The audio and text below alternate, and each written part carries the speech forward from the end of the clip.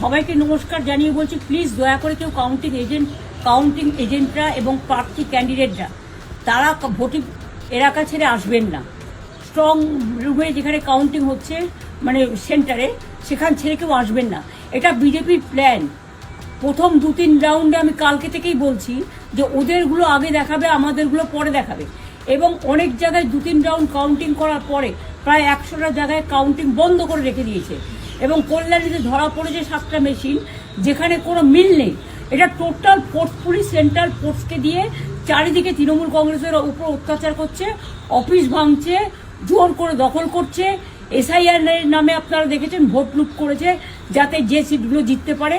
কিন্তু এখনও এমন 70টা সিট আছে, 100টা সিট আছে যেগুলো আমরা এগিয়ে আছি, সেগুলো বলছে না। টোটালটাই মিথ্যে নিউজ খাওয়াচ্ছে। আগে ডিআইসিও এই খবরগুলো দিত, কিন্তু তাকে কালকে চেঞ্জ করে দেওয়া হয়েছে। টোটালটাই ইলেকশন কমিশন নিজের ইচ্ছে মতো খেলছে, এবং সাথে কেন্দ্রীয় বাহিনীকে নিয়ে।